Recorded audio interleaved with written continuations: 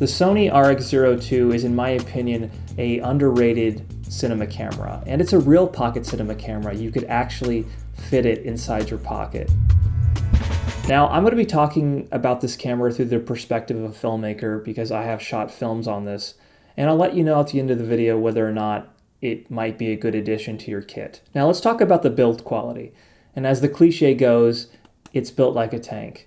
It's made out of this durable aluminum, and on the Sony website, you can see that it's rated to be shockproof, crushproof, and waterproof up to a certain degree.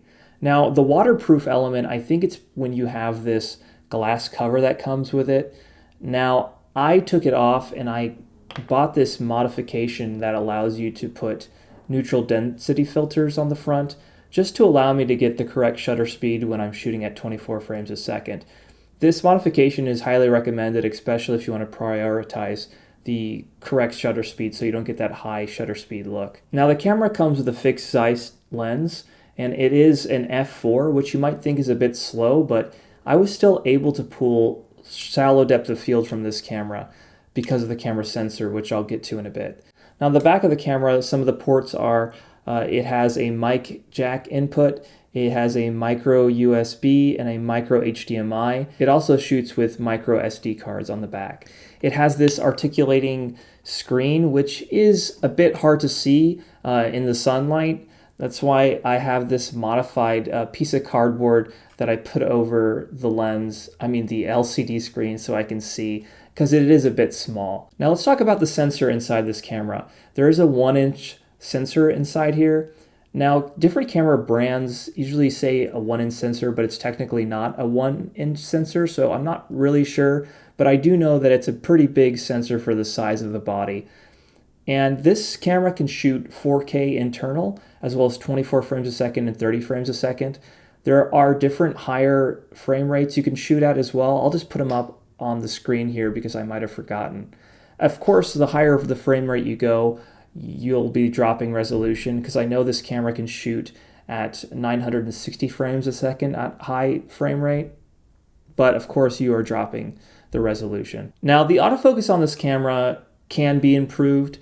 It's a feature that you have to slightly hold down the shutter in order to focus something. It does not have continuous autofocus, which I understand from a body of this size, the processing power in order to do continuous autofocus probably was very difficult, especially from a heating perspective. So the autofocus is not the greatest, especially when you're trying to see what's in focus using this little LCD screen, but at least it's there. At least you have that. And for the most part, because the lens is at an f4, you're still, for the most part, able to get things in focus, and there's different features you can use with the focus setting that will allow you to have everything in focus if you are worried about that critical focus. So this camera uses these small Sony NP-BJ1 batteries. They aren't the greatest, they don't last that long. I would say maybe 20 minutes before you have to swap one out. But I was able to pick some third-party batteries up, and if you just have a bunch of these, you could just easily switch them out. I did see on YouTube some other users were saying they could use a USB power bank to power the camera externally. Ideally, this is what I would like to explore, but I haven't tried it yet myself. Now, Slog 2.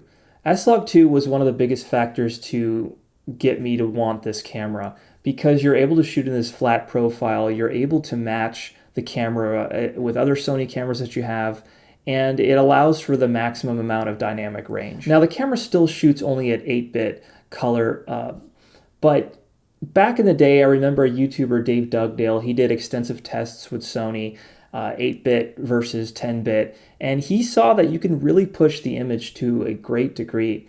And I think Sony 8-bit is different than other 8-bit cameras. There's something that they do, it feels like, that you can push things just a little bit more. And for the most part in my grades on the films I've shot, I haven't run into a lot of issues. Yes, there were moments that I did see the image start to break apart, but for the most part, you can really push the image, especially if you're trying to get some kind of color grading on the footage. You can definitely manipulate it to a certain degree. Can you imagine a 10-bit out of a camera of this size? That would be incredible. Now let's talk about the price of the camera. The camera comes in at about $700 brand new. And you may think that's a bit high, and I understand why you would think so when you can get like a mirrorless camera with interchangeable lenses. But this camera is not for that scenario. This is a very small run and gun type of camera when you want to create the lowest footprint in your kit and you just want to get a really good shot at that mirrorless quality.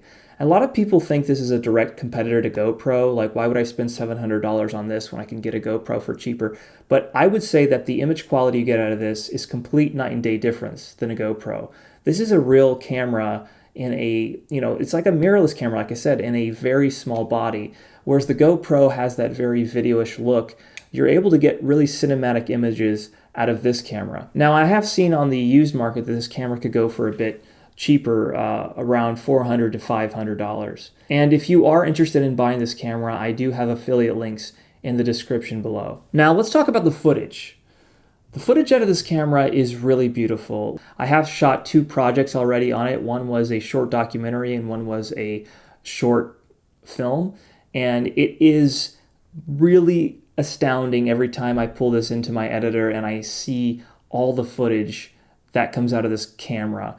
The dynamic range, I'm not sure how many stops it's rated at, but you have so much to play with in post. One of the shorts that I made was called Pinwheel Park, and if you see here, the first half is made to look like mini DVs, so don't think that's the quality you're getting out of the camera. But if you stick around, you can see the true potential of this camera in the second half of the film. I also shot a documentary in Portugal using this camera for the majority of the film. I did put a film emulation on it, so it's not that grainy in real life, but I really do love that film emulation look. But for the most part, I was able to shoot really beautiful images out of this camera. Now, should you get this camera? I think if you're looking for a great little like B camera or C camera or something that you don't want to think about a lot, you don't have to worry about a lens on it. The lens is already there. If you shoot really run and gun, you don't want to draw a lot of attention to you filming, and this is the perfect camera for that, I feel like. And if you just want something that's GoPro size but better than a GoPro, I think this camera will be a great addition to your kit. Like I said, you can get really beautiful cinematic images out of it. It's a shame that this camera kind of got lumped into that action camera category because I think it's beyond that. I think it's a league above those types of cameras. And if you just want something that will allow you to shoot really cinematic images in a tiny body, this is the perfect camera for you. You could even have this as an A camera if you'd like. I wouldn't really recommend it in that scenario just because the autofocus isn't great, especially if you're doing YouTube videos. Better probably as a secondary camera, but if you need to shoot as an A camera, it definitely can work. I mean, you're not going to get people thinking that it's low quality. And if you'd like to see some footage that I've shot recently on this camera, you can click right here and see some more.